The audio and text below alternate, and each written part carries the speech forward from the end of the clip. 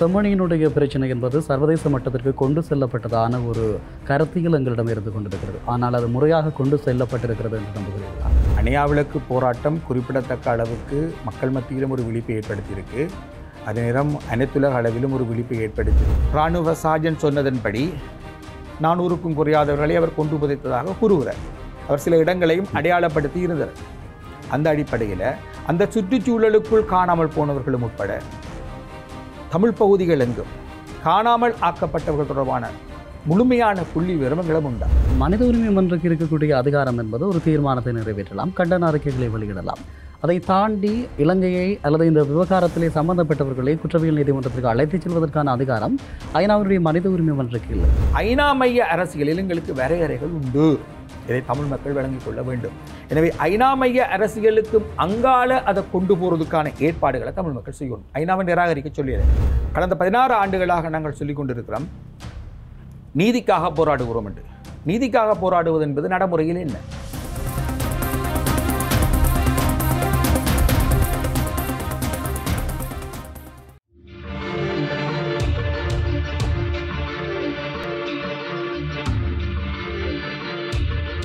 வணக்கம், இது சக்கரவியூகம். பாரதிய நம் வாழ்கொண்டு கருத்துக்களோடு மோதுகின்ற களம்.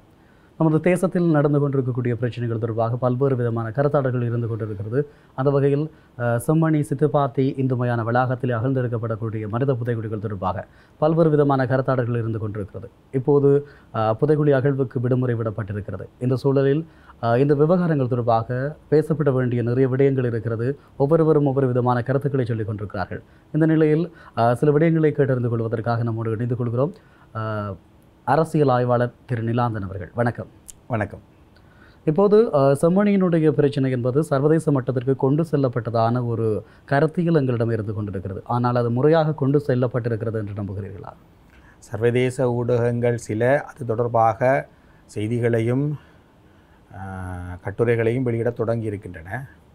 ஆனாலும் சர்வதேச ஊடகங்களை இன்னும் கூட கொண்டர வேணும். அதை நோக்கி அணையாவிளக்கு போராட்டம் குறிப்பிடத்தக்க அளவுக்கு மக்கள் மத்தியிலும் ஒரு விழிப்பை ஏற்படுத்தியிருக்கு.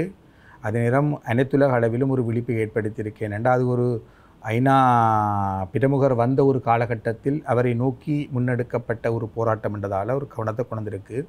செம்மணி ஒரு குறியீடு தான். இலங்கை தீவில் சட்டத்துக்கு புறம்பாக கைதுகளும் காணாமலாக்கப்படுதலும் கொலைகளும் நிகழ்ந்திருக்கின்றன என்பதனை நிரூபிக்கும் மற்றொரு சான்று இது என்ற அடிப்படையில் செம்மணிக்கு சில முக்கியத்துவங்கள் இருக்குது. முதலாவது, செம்மணி தமிழ் மக்களை மீண்டும் உணர்வுபூர்வமாக ஒருங்கிணைச்சிருக்கு.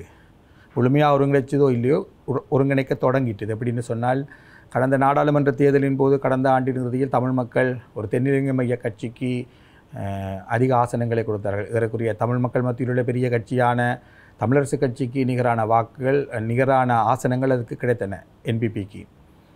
அதே மாதிரி அதுக்கு பிறகு நடந்த உள்ளூராட்சி மன்ற தேர்தலின் போதும் தமிழ் தேசிய கட்சியில் ஒரு குறிப்பிடத்தக்க அளவுக்கு முன்னேறி இருந்தாலும் கூட என்பிபி 2 இடத்துல நிற்குது. அப்போ இப்படிப்பட்ட ஒரு பின்னணியில் தமிழ் மக்கள் தென்னிலங்கை மைய கட்சி ஒன்றை நோக்கி போய்விட்டார்கள் என்ற அவதானிப்புகளின் மத்தியில் தான் செம்மணி வந்திருக்கு. செம்மணி இது தமிழ் மக்களை மீண்டும் ஒரு தேசிய விழிப்புக்கு கொண்டுரும், தேசிய விழிப்பூட்டும். அதே நேரம் தமிழ் மக்களை திரும்பி ஒன்றிணைக்கும். அந்த இடத்துல செம்மணிக்கு ஒரு முக்கியத்துவம் இருக்குது. மற்றது இனப்பிரச்சனை இன்றைக்கு உலகில் உள்ள வெவ்வேறு பிரச்சனைகளோடு 10ஓட 11 போகிற ஒரு நிலைமை அதிகரித்து வருகிறது. குறிப்பாக காசா நிலவரம், மேற்காசியாவில் நிகழ்கிற மோதல்கள், சண்டைகள் என்று வரைக்குள்ள உக்ரைன், இதுக்குள்ள ஐநா மைய ஈழத்தமிழ் அரசியல் என்ற விடயத்தில் ஒரு சோர்வு இருக்குது. முன்னமெல்லாம் ஐநா கூட்டத்தொடர்கள் நடக்க எங்கட அரசியல்வாதிகள் பெருமளவுக்கு அங்கே பிரசன்னமாக இருப்பார்கள். இப்போ நீங்கள் பார்த்தீங்கன்னா தெரியும், அண்மை ஆண்டுகளில் அந்த பிரசன்னம் குறைஞ்சு கொண்டு வருகிறது. அப்படிப்பட்ட ஒரு பின்னணிக்குள்ள அனைத்துலக சமூகத்தின் கவனத்தை மீண்டும் அது குறிப்பிடத்தக்க அளவுக்கு கவரக்கூடியதாக இருக்குது. அதான் குறிப்பிடத்தக்க அளவுக்கு இழுத்திருக்கு. அந்த அடிப்படையில் செம்மணிக்கு அந்த முக்கியத்துவங்கள் உண்டு. செம்மணி ஒரு குறியீடு தான். இப்படியாக செம்மணி ஒரு குறியீடாக இருக்கிறது, சர்வதேசத்தில் அறியப்பட வைத்திருக்கிறது. இப்படியெல்லாம் இருக்கக்கூடிய சூழலில் இந்த செம்மணி விவகாரம் சர்வதேச ஊடகங்களில் வந்தால், அல்லது ஒரு சில நாடுகளினுடைய அந்த பிரதேசங்களில் இருக்கக்கூடிய தமிழ் நாடாளுமன்ற உறுப்பினர்களால் இது தொடர்பான வலியுறுத்தல்கள் இருக்கிறது. இதை தாண்டி அதனுடைய அடைவு என்பது எந்த அளவுக்கு சாத்தியம்? குறிப்பாக ஐநாவினுடைய மனித உரிமைகள் ஆணையாளர் இங்கே வருகை தந்தார், இதனை பார்த்து நேரடியாக சென்றிருக்கிறார். ஆனால் அவருடைய அதன் பின்பதான அறிக்கையில் இந்த விவகாரம் எந்த அளவுக்கு கவனத்திற்கு கொள்ளப்பட்டிருக்கிறது? இல்லை இந்த செம்மணியை ஒட்டி தமிழ் அரசியல் எப்படி இருக்குன்னு பார்த்தீங்கன்றால் அது நான் வழமையாக சொல்கிற ஒரு விடயம். அதாவது ரியாக்டிவாகத்தான் இருக்குது, ப்ரோஆக்டிவாக இல்லை. எப்படி என்று சொன்னால் இப்போ ஐநா தூதுவர் வர போகிறார், அந்த தூதுவரை நோக்கி நாங்கள் பதில் வினையாற்றுறோம். ஐநா மனித உரிமைகள் ஆணையாளரை நோக்கி நாங்கள் பதில் வினை, அது ஒரு ரியாக்டிவான பொலிட்டிக்ஸ் தான், அது ப்ரோஆக்டிவானது கிடையாது. ஆனாலும் அதில் மக்களை ஒரு குறிப்பிட்ட காலத்துக்கு நாங்கள் வெளிப்பூட்டுகிறோம் என்ற அடிப்படையில் அந்த விளக்கு அணையாமல் இருக்கிறது என்பது உணர்வுபூர்வமாக மக்களை கொண்டு வந்து இணைக்குது. அந்த இடத்துல ஒரு ப்ரோஆக்டிவான அரசியல் நகர்வு ஒன்று இருக்குத்தான். என்றாலும் கடந்த 15 ஆண்டுகளாக தமிழ் அரசியல் என்பது வெளித்தரப்புகள் அல்லது தென்னிலங்கை எடுக்கிற நகர்வுகளுக்கு பதில்வினையாற்றுகிற அல்லது எதிர்வினையாற்றுகிற ஒரு அரசியலாகத்தான் இருக்குது, தையிட்டு கூட. மாறாக தமிழ் மக்கள் ஒரு தேசத்தை கட்டி எழுப்புவது என்ற அடிப்படையில் தங்களுடைய அரசியலை செயல்முனைப்புள்ளதாக படிப்படியாக கட்டி எழுப்பி வந்திருக்கிறார்களா என்ற கேள்விக்கு நாங்கள் விடை காண வேண்டும். அப்படி பார்க்க செம்மணி மட்டுமல்ல, இன்றைக்கு செம்மணியில் எலும்புக்கூடுகள் எடுக்கப்படுகிறது. அடுத்த கட்டம் என்ன? இன்றைக்கு செம்மணியில் புதைக்கப்பட்டதாக கருதப்படுகிற ஒரு தொகுதியினருடைய எண்ணிக்கை எங்கள்கிட்ட இருக்குது. அந்த எண்ணிக்கை கூட எங்களுக்கு நாங்கள் தேடி எடுத்ததுன்றதை விடவும் எதிர்த்தரப்புக்குள் ஏற்பட்ட மோதலால் தான் எங்களுக்கு அதை பற்றின தகவல் வந்தது. அதாவது கிருஷாந்தி படுகொலையின் பின்னணியில் குற்றம் சாட்டப்பட்டு தண்டிக்கப்பட்ட ஒரு கைதி தன்னை மேலிடம் பலியாடாக்கி விட்டது என்று கருதி உண்மைகளை வெளியே சொல்ல தொடங்கியதால் தான் எங்களுக்கு அந்த உண்மை வந்தது. அது உண்மையோ பொய்யோ அப்படி ஒன்று வருகுது. அதுபோல் இப்போ இந்த சிட்டுப்பாத்தி மயானத்தில் ஒரு மின்தகன மேடையை அமைப்பதற்காக கிண்டேக்கில் தற்செயலாக எலும்புக்கூடுகள் வர தொடங்குது மீண்டும். அப்போ இதில் நாங்களாக போய் ஒன்றை செய்தோம் என்றதை விடவும் அது இயல்பாக தற்செயலாக வருது. முன்னுக்கும் எதிர்த்தரப்புக்குள் ஏற்பட்ட முரண்பாடு தான் அந்த விஷயத்தை வெளியில் கொண்டு வந்தது. இப்போ வந்துட்டுது. வந்த பிறகு இதை வச்சுக்கொண்டு அடுத்த கட்ட நாங்கள் என்ன செய்ய போகிறோம் என்று பார்த்தோம் என்று சொன்னால், இதில் இப்போ அந்த இராணுவ சார்ஜன் சொன்னதன்படி 400க்கும் குறையாதவர்களை அவர் கொண்டு புதைத்ததாக கூறுகிறார். அவர் சில இடங்களையும் அடையாளப்படுத்தி இருந்தார். அந்த அடிப்படையில் அந்த சுற்றுச்சூழலுக்குள் காணாமல் போனவர்களும் உட்பட தமிழ் பகுதிகள் எங்கும் காணாமல் ஆக்கப்பட்டவர்கள் தொடர்பான முழுமையான புள்ளி விவரங்களும் உண்டா? இல்லை. அப்போ தமிழ் பகுதி முழுவதிலும் இது போன்ற புள்ளி விவரங்களை நாங்கள் ஏன் இந்த கடந்த 16 ஆண்டுகளில் கூட சேகரிக்க தவறினோம் என்ற ஒரு கேள்வி இருக்குது. அங்கங்கே திட்டமாக இருக்குது. நாடாளுமன்ற உறுப்பினர்கள் உரையாடும் பொழுது ஒவ்வொருவரும் ஒவ்வொரு விதமான புள்ளி விவரங்களை கூறுவார்கள் என்ற ஒரு குற்றச்சாட்டு இருக்குது. ஒரு மையத்தில் இருந்து நாங்கள் இந்த புள்ளி விவரங்களை சேகரிக்கலை. அப்போ கடந்த 16 ஆண்டுகளாக நாங்கள் சொல்லிக் கொண்டிருக்கிறோம் நீதிக்காக போராடுகிறோம் என்று. நீதிக்காக போராடுவது என்பது நடைமுறையில் என்ன?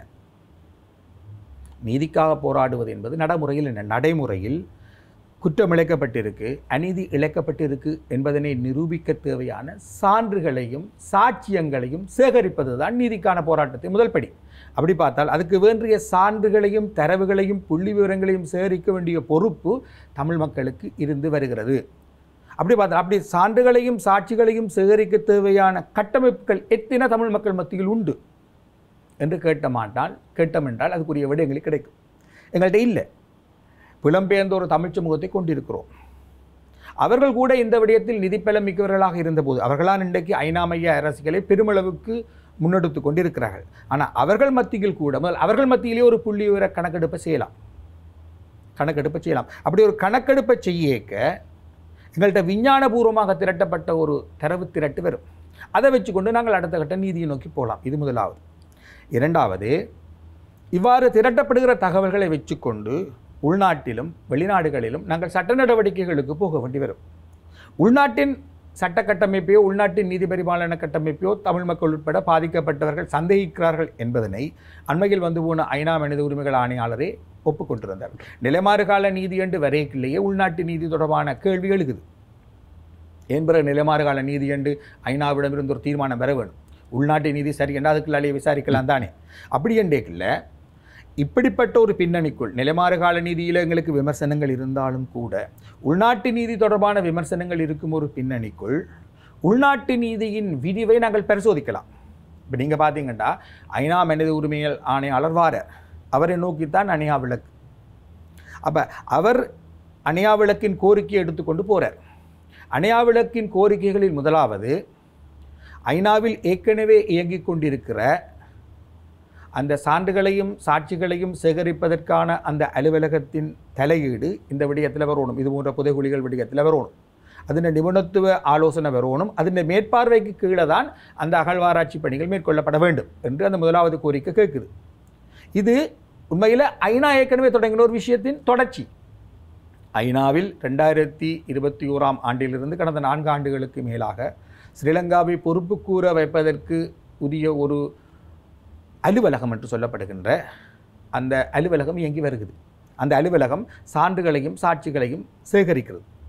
ஆனால் அந்த அலுவலகம் கடந்த 4 ஆண்டுகளாக இலங்கைக்குள் வருவதற்கு அனுமதி இல்லை. அந்த அலுவலகத்தைச் சேர்ந்த அலுவலர்கள் நிபுணர்கள் இலங்கைக்குள் வருவதற்கு இன்று வரையிலும் அவர்களுக்கு விசா வழங்கப்படவில்லை.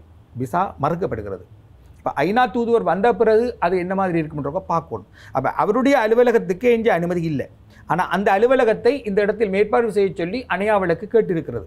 இந்த பின்னணிக்குள் கொழும்பில் போய் தண்ட உத்தியோகபூர்வ விஜயம் முடிஞ்சு வெளியேறக்க அவர் நடத்தின பத்திரிகையாளர் மாநாட்டில் அவர் என்ன சொல்ல வரார் என்றால், பாதிக்கப்பட்ட மக்கள் உள்நாட்டு பொறிமுறை தொடர்பாக அதிருப்தியோடு இருக்கிறார்கள் என்பதை ஒப்புக்கொள்கிறார். அதனால தான் அவர்கள் அனைத்துலக பொறிமுறையை தேடுகிறார்கள் என்ற நியாயத்தையும் அவர் சொல்கிறார். ஆனால் அதுக்கு பிறகு வார பந்தியில் ஒரு முக்கியமாக சொல்ல ஒரு விஷயம் என்னென்றால், இது உள்நாட்டு உடைமை உள்நாட்டுக்கு உட்பட்டது இந்த விசாரணைகள்.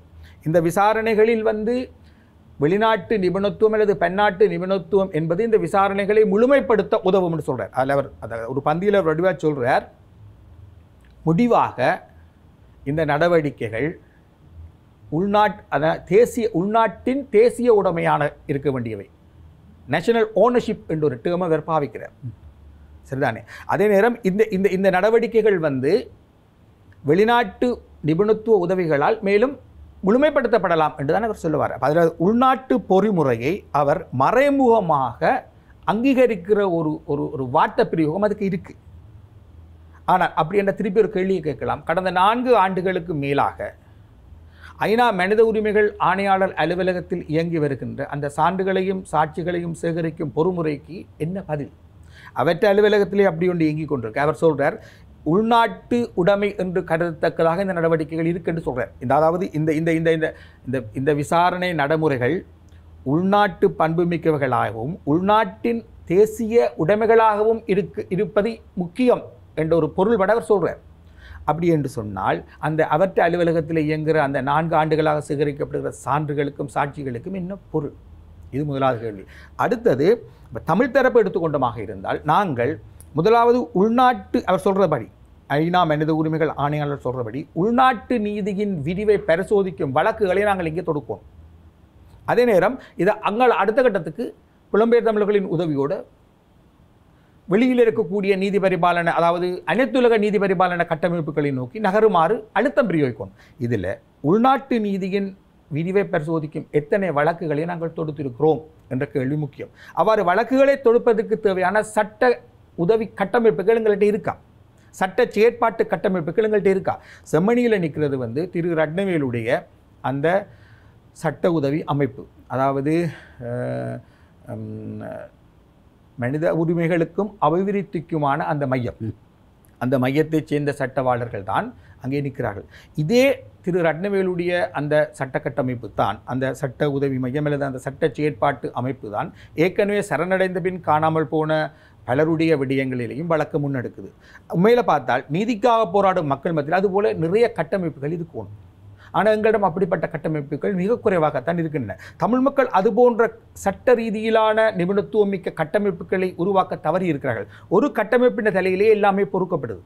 ஒரு கட்டமைப்பை எல்லா விஷயங்களையும் கையாள வேண்டியிருக்கு. இந்த இடத்துல தமிழ் மக்கள் மத்தியில் இருக்கக்கூடிய சட்டவாளர்கள் ஒரு பக்கம் அரசியல்வாதிகளாக இருக்கிறார்கள், இன்னொரு பக்கம் மனித உரிமை காப்பாளர்கள் என்று இருக்கிறார்கள். ஆனால் இந்த அரசியல் செயற்பாட்டாளர்கள் அரசியல்வாதிகளாக இருக்கிறவர்கள் சட்ட செயற்பாட்டு அமைப்புகளை உருவாக்க முன்வர வேண்டும். இந்த சட்ட செயற்பாட்டு அமைப்புகள் தான் இப்போ உங்களுக்கு தேவை. முதலாவது தகவல் திரட்டும் கட்டமைப்பு இருக்கணும், மற்ற சட்ட செயற்பாட்டு அமைப்பு இருக்கும். செம்மணி விவகாரத்தில் எங்களுக்கு தெரியுது ஒரே கட்டமைப்பு தான், முன்னுக்கு காணாமலாக்கப்பட்டவர்களின் விடயத்தை கையாண்ட அதே சட்ட செயற்பாட்டு அமைப்பு தான் செம்மணியிலே நிற்குது. திரும்ப திரும்ப ஒரே அமைப்பு தான் நிற்குது. இது ஒரு பற்றாக்குறையான விஷயம். என்னென்றால் தையிட்டில் திரும்ப திரும்ப ஒரே முகங்கள் தான் நிற்குது. காணி அபகரிப்பின் போதும் ஒரே முகங்கள் தான் நிற்குது. எங்கள்கிட்ட கட்டமைப்புகள் இல்லை. நாங்கள் கட்டமைப்பு சார்ந்து சிந்திக்க தவறி இருக்கிறோம். கட்டமைப்பு சார்ந்து சிந்திப்பது எப்படி வரும் என்றால் நாங்கள் ப்ரோ ஆக்டிவாக செயற்படைக்கலாம் கட்டமைப்பு சார்ந்து சிந்திப்போம். எதிர்த்தரப்பின் நடவடிக்கைகளுக்கு பதில்வினையாற்றும் எதிர்வினையாற்றும் அரசியலாக இருக்கும் மட்டும் நாங்கள் கட்டமைப்பு சார்ந்து சிந்திக்க மாட்டோம். தற்காலிக போராட்டங்களைத்தான் முன்னெடுப்போம். தொடர்ச்சியான போராட்டங்களை முன்னெடுக்க மாட்டோம். எங்களுக்கு தேவை தொடர்ச்சியான கட்டமைப்புகள். இந்த கட்டமைப்புகள் இருந்தால் தான் எங்கள்கிட்ட முதலில் புள்ளி விவரங்கள் வரும், தரவுகள் வரும். அந்த தரவுகளை வச்சுக்கொண்டு அடுத்த கட்டம் உள்நாட்டு நீதியின் விரிவை நாங்கள் பரிசோதிக்கலாம். ஏற்கனவே அவ்வாறு உள்நாட்டு நீதியின் விரிவை பரிசோதிக்கும் வழக்குகள் இருந்து, உதாரணமாக நாவக்குழியில் ஏறக்குரிய செம்மணி காலம்தான். நாவக்குழியில் ஒரு அதிகாலை பொழுதில் சுற்றி வளைப்பின் போது கைது செய்யப்பட்டு காணாமலாக்கப்பட்ட 24 பேர்கள் என்ற ஒரு குறிப்பு இருக்குது. இவர்கள் தொடர்பாக ஒரு வழக்கு தொடுக்கப்பட்டது. ஒரு அரசு சார்பற்ற நிறுவனத்தால் அந்த வழக்கு தொடுக்கப்பட்டது. அது உள்நாட்டு நீதியின் விரிவை பரிசோதிப்பதற்கான ஒரு வழக்கு. அந்த வழக்கில் ஈடுபட்ட கலாநிதி குருபரன் நெருக்கடிகள் காரணமாக பல்கலைக்கழகத்தை விட்டு நீங்க வேண்டி வந்தது. பிறகு நாட்டை விட்டும் நீங்க வேண்டி வந்தது. அந்த வழக்கு இப்பொழுது அதே அரசு சார்பற்ற நிறுவனத்தால் தொடர்ந்து முன்னெடுக்கப்படுகிறது. இப்பொழுது ஒரு தென்னிலங்கை மைய சட்டவாளர் அந்த வழக்கை முன்னெடுக்கிறார். இந்த இடத்துல எங்களுக்கு தெரியுது எங்கள்கிட்ட எங்கெங்கே பற்றாக்குறை இருக்குண்டு, அச்சுறுத்தல்கள் இருக்குது. எனவே உள்நாட்டு நீதியின் விரிவை பரிசோதிக்கக்கூடிய சட்ட செயற்பாட்டு அமைப்புகள் எங்களுக்கு வேண்டும். அந்த சட்ட செயற்பாட்டு அமைப்புகள் சட்ட ரீதியிலான நடவடிக்கைகளை முன்னெடுக்க தேவையான சான்றுகளையும் சாட்சிகளையும் சேகரிப்பதற்கு எங்கள்கிட்ட ஒரு கட்டமைப்பு வேணும். முக்கியமாக இப்போ நாங்கள் ஐநா தீர்மானங்களில் பலவீனம் இருக்குது. ஐநா ராஜதந்திரிகள் கதைப்பது பெருமளவு அரசுக்கும் இடையிலான அரசியலாகத்தான் இருக்குது. ஆனாலும் சான்றுகளையும் சாட்சிகளையும் சேகரிப்பதற்கான ஒரு அலுவலகம் கடந்த 4 ஆண்டுகளுக்கு மேலாக இயங்கிக் கொண்டிருக்கு ஐநாவில். அது சான்றுகளையும் சாட்சிகளையும் சேகரிக்கும் ஈழத்தமிழ் அரசியலுக்கு ஒரு அனைத்துலக பரிமாணத்தை கொடுத்துருக்கு. அந்த அனைத்துலக பரிமாணத்தை நாங்கள் பலப்படுத்துகிறோம். அந்த கட்டமைப்பு பலவீனமானது, ஆனால் அதை நாங்கள் பலப்படுத்துகிறோம். ஆகவே உள்நாட்டிலும் அதுக்கு தேவையான கட்டமைப்புகளை உருவாக்கி முதல் சான்றுகளையும் சாட்சிகளையும் இயன்றளவு சேகரியுங்கள். 16 ஆண்டுகள் ஆயிட்டு. இப்பொழுதும் இறந்தவர்களை எண்ணிக்கொண்டிருக்கிறோம். இப்பொழுதும் காணாமலாக்கப்பட்டவர்களை எண்ணிக்கொண்டிருக்கிறோம். இப்போ எலும்புக்கூடுகள் எடுத்துட்டோம். இந்த எலும்புக்கூடுகளை யாராவது அடையாளம் காணணும் அல்லது எலும்புக்கூடுகளோட தொடர்புட்டு யாராவது வழக்கு போடணும். அடுத்த கட்டமாக இது தொடர்பான நீதியை நோக்கி நாங்கள் போகணும். ஆனால் நீங்கள் குறிப்பிடுவது போலதான் நாங்கள் எங்களுடைய நீதி தேடல் என்பது சர்வதேச தளத்திலே போகிறது என்று சொன்னால் ஐநாவினுடைய மனித உரிமை மன்றோடு நின்று விடுகிறது. ஆனால் மனித உரிமை மன்றக்கு இருக்கக்கூடிய அதிகாரம் என்பது ஒரு தீர்மானத்தை நிறைவேற்றலாம், கண்டன அறிக்கைகளை வெளியிடலாம். அதை தாண்டி இலங்கையை அல்லது இந்த விவகாரத்திலே சம்பந்தப்பட்டவர்களை குற்றவியல் நீதிமன்றத்திற்கு அழைத்துச் செல்வதற்கான அதிகாரம் ஐநாவினுடைய மனித உரிமை மன்றக்கு இல்லை. ஆனால் நாங்கள் சர்வதேச நீதியை தேடி நிற்பது ஐநாவினுடைய மனித உரிமை மன்றம். இதை தாண்டி எங்களால் ஏன் அடுத்த கட்டத்திற்கு அல்லது இந்த குற்றவாளிகளை அல்லது யுத்த குற்றத்தை செய்த அரசை சர்வதேச குற்றவியல் நீதிமன்றத்தில் நிறுத்துவதற்கு வல்லமை இருக்கக்கூடிய பாதுகாப்பு கவுன்சிலை தேடியோ அது சார்ந்து இயங்கக்கூடிய நிலைமையில் நாங்கள் இல்லை. நான் முன்னுக்கு சொன்னதன் தொடர்ச்சியாக தான் இப்போ கதைக்கணும். 2021ஆம் ஆண்டு மன்னாரைச் சேர்ந்த ஒரு சிவில் சமூகமும் யாழ்ப்பாணத்தைச் சேர்ந்த ஒரு சிவில் சமூகமும் இணைந்து தமிழ் தேசிய கட்சிகள் 3ஐயும் ஒருங்கிணைத்து அந்த நேரத்தில் வர இருந்த ஒரு ஐநா கூட்டத்தொடரை முன்னிட்டு சந்திப்புகளை ஒழுங்குபடுத்தினோம். 3 சந்திப்புகள். இந்த 3 சந்திப்புகளின் விளைவாக நாங்கள் ஒரு கூட்டு கடிதத்தை வரைந்தோம். அந்த கூட்டு கடிதத்தில் பிரதானமாக 2 கோரிக்கைகள் முன்வைக்கப்பட்டன. முதலாவது கோரிக்கை பொறுப்பு கூறலை, அக்கௌண்டபிலிட்டியை மனித உரிமைகள் பேரவைக்குள் இருந்து எடுத்து திரும்பியும் பொதுச்சபை தன்னிட்ட வச்சுக்கொண்டு அதை அடுத்த கட்டமாக அனைத்துலக நீதிமன்றங்களிடம் பாரப்படுத்த வேண்டும். மனித உரிமை பேரவைக்குள்ள வரையறைகள் காரணமாக மனித உரிமை பேரவையினுடைய அதுவரை காலமுமான 21ஆம் ஆண்டு நடந்தது வரையிலுமான அந்த தீர்மானங்களின் போதாமைகள் காரணமாக அதை அங்கே இருந்து எடுத்து திருப்பி பொதுச்சபை தான் அது கொடுத்தது. பொதுச்சபை திருப்பி எடுத்து அதை திருப்பி அங்கால ஐநா செயலர் அதை அனைத்துலக நீதிமன்றங்களிடம் பாரப்படுத்தணும் என்றது முதலாவது கோரிக்கை. 2வது கோரிக்கை, எங்கள்கிட்ட ஏற்கனவே அப்படி ஒரு பொறிமுறை வரப்போதுன்ற ஊகம் இருந்தது. அதாவது மேற்காசியாவில் அது போன்ற பொறிமுறைகளை அவர்கள் ஏற்படுத்தி இருந்தார்கள். எனவே சான்றுகளை சாட்சிகளை சேகரிப்பதற்கான அந்த பொறிமுறை கொண்டு வரக்கூடிய ஒரு பின்னணிக்குள் அப்படி ஒரு பொறிமுறை வருமாக இருந்தால் அதன் காலத்தை நிர்ணயிக்கணும் என்ற ஒரு கோரிக்கையை கஜேந்திரகுமார் முன்வைத்தார். அந்த கோரிக்கை ஏற்றுக்கொள்ளப்பட்டது. அவர் 6 ஆண்டு அல்லது 1 ஆண்டுக்கு மேலே அது நீடிக்கக்கூடாது. அப்போ வேகமாக சான்றுகளை சேகரிக்கணும். என விட்டால் இழுத்து கொண்டு போவாங்க. இழுத்து கொண்டு போவால் சான்றுகள் சேகரிக்கப்படும், அடுத்த கட்டம் என்னென்னு தெரியாமல் இருக்கும். சான்றுகள் சேகரிக்கப்படுது என்பது இலங்கை அரசாங்கத்தை பொறுத்தவரை தலைக்கு மேலே தொங்கும் ஒரு கத்தியாக இருக்கும். அது இலங்கை அரசாங்கத்துக்கு அழுத்தமாக இருக்கும். ஆனால் தமிழ் மக்களுக்கு எவ்வளவு தூரம் வேகமாக நீதி கிடைக்கும் என்ற பிரச்சனை இருக்குது. அப்போ அவர் சொன்னார், நாங்கள் இதில் அந்த காலத்தை நாங்கள் வரையறை செய்வோம், அதன்படி 6 அல்லது 6 மாதம் அல்லது 1 ஆண்டு கூட உண்டு. இந்த 2 கோரிக்கைகளும் இணைக்கப்பட்டு அந்த கடிதம் 2021ஆம் ஆண்டு ஜனவரி மாதம் 21ஆம் தேதி நினைக்கிறது ஐநாவுக்கு அனுப்பப்பட்டது. இந்த கடிதம் அனுப்பப்பட்ட பிறகு 0 டிராஃப்ட் வருகிறது. அதாவது அடுத்த ஐநா தீர்மானத்துக்கான 0 டிராஃப்ட். அந்த 0 டிராஃப்ட் விஷயத்தில் தமிழரசு கட்சி அப்போது இந்த கூட்டமைப்பு திரும்பி தலைகளாயிட்டு என்ற ஒரு குற்றச்சாட்டை தமிழ் தேசிய மக்கள் முன்னணி வைத்தது. இருக்கலாம். ஆனால் முடிவில் வெளிவந்த தீர்மானம் 46 தீர்மானம். அந்த 46 தீர்மானமானது நான் முன்னுக்கு சொன்ன மாதிரி சான்றுகளையும் சாட்சிகளையும் சேகரிப்பதற்கான அந்த கட்டமைப்பு ஒன்று உருவாக்குது. அங்கே தான் பிரச்சனை இருக்கின்றால் அந்த கட்டமைப்பு மனித உரிமை அலுவலகத்துக்குள் ஒரு அலுவலகமாகத்தான் உருவாக்கப்படுது. அப்போ முதலாவது கோரிக்கை கிடையாது. அதாவது மனித உரிமைகள் அலுவலகத்துக்கு வெளியே பொறுப்பு கூறலை கொண்டு போன்று தமிழ் மக்கள் பிரதிநிதிகள் கேட்டது அங்கே ஏற்றுக்கொள்ளப்படையில்லை. 2வது காலவரையறை 6 மாதம் இல்லை 1 ஆனால் இப்போ 4 ஆண்டுகளுக்கு மேலாயிற்று. 4 ஆண்டுகளுக்கு மேலே போக போக நிதி ஒரு பிரச்சனையாக வரும். நிதி ஒரு இடத்துல நிதி பிரச்சனை நிப்பாட்டுவோம் அறகுறையாவே. அப்போ இங்கே வந்து திரும்பி 2 தமிழ் மக்களுடைய பிரதான 2 கோரிக்கைகள் அங்கே நிராகரிக்கப்பட்டிருக்கு. இப்படி நிராகரிக்கப்பட்டு உருவாக்கப்பட்டது தான் அந்த ஸ்ரீலங்காவை பொறுப்பு கூற வைப்பதற்கான ஸ்லப் என்று சொல்லப்படுது, OSLAP, சான்றுகளையும் சாட்சிகளையும் சேகரிப்பதற்கான அந்த அலுவலகம். அது யார்கிட்ட கட்டுப்பாட்டுக்கு இருக்குது? இந்த ஐநா மனித உரிமைகள் ஆணையாளருடைய கட்டுப்பாட்டுக்கு இருக்கு. அப்போ இவர் அந்த அலுவலகம் அவற்றை கட்டுப்பாட்டுக்கு இருக்கத்தக்கதாக இவர் வந்துட்டு என்ன சொல்லிட்டு போகிறார் பத்திரிகையாளர் மாநாட்டில் கடைசியாக? உள்நாட்டு பொறிமுறையை பலப்படுத்தும் வார்த்தைகள் தான் அவருடைய அந்த பத்திரிகையாளர் மாநாட்டில் சொல்லப்படுது. உள்நாட்டு பொறிமுறை எப்படி அனைத்துலக உதவியோட பலப்படுத்தலாம்? அப்போ அனைத்துலக கட்டமைப்பின் தேவை என்ன என்ற கேள்வி வருது. உள்நாட்டு பொறுமையை பலப்படுத்தத்தானா அந்த சான்றுகளையும் சாட்சிகளையும் சேகரிக்கும் அலுவலகம் இயங்குது என்ற கேள்வி வருது. இப்போ இந்த இடத்துல ஐநா கூட தமிழ் மக்கள் எதிர்பார்த்ததை செய்யலை, அப்படி செய்யாது. என்ற ஐநா என்பது அரசுகளின் அரங்கம் முதலாவதாக. 2வதாகத்தான் அது அரசற்ற தரப்புகளின் அரங்கம். ஐநா அரசுகளின் அரங்கம் என்று பார்க்கல ஐநா அரசுகளின் நீதியை தான் எங்களுக்கு தர முடியும். அதனால தான் நாங்கள் அனைத்துலக நீதிமன்றங்களிடம் போகணும் என்று கேட்கிறோம். அரசுகளின் நீதி என்பது நலன்களின் அடிப்படையிலானது. அரசுகளுக்கும் இடையிலான அரசியல், ராஜதந்திர, இராணுவ, பொருளாதார நலன்களின் அடிப்படையில் தான் அங்கு முடிவெடுக்கப்படும். அரசுகளின் நீதி தான் எங்களுக்கான வாய்ப்பாக இருக்குது. இப்போ உள்ளது வரை ஐநா மனித உரிமைகள் பேரவைக்கு அரசுகளின் நீதி என்ன என்று சொன்னால் எங்களுக்கு மனித உரிமைகள் பேரவைக்குள் தான் ஈழத்தமிழர்கள் விவகாரம் பெட்டி கட்டப்பட்டிருக்கு. அது பாதுகாப்பு சபைக்கோ பொதுச்சபைக்கோ போகிறதுக்கு இல்லை. அதுக்கு அங்கால போய் அதை நீங்கள் அனைத்துலக நீதிமன்றங்களுக்கு பாரப்படுத்துகிற நிலைமையும் கிடையாது. அப்போ ஐநா மைய அரசியலில் எங்களுக்கு வரையறைகள் உண்டு. இதை தமிழ் மக்கள் விளங்கிக் கொள்ள வேண்டும். எனவே ஐநா மைய அரசியலுக்கும் அங்கால அதை கொண்டு போகிறதுக்கான ஏற்பாடுகளை தமிழ் மக்கள் செய்யணும். ஐநாவை நிராகரிக்க சொல்லிடுற இருக்கிற ஒரு உலக பொதுமன்றம் அதோட நாங்கள் என்கேஜ் பண்ணவும் வேணும். அப்போ ஐநாவோடு என்கேஜ் பண்ணும் அதே நேரம் ஐநாவுக்கு அப்பாலும் ஐநாவின் மீது அழுத்தத்தை பிரயோகிக்கக்கூடிய விதத்திலும் தமிழ் மக்கள் செய்யப்பட வேண்டியிருக்கு.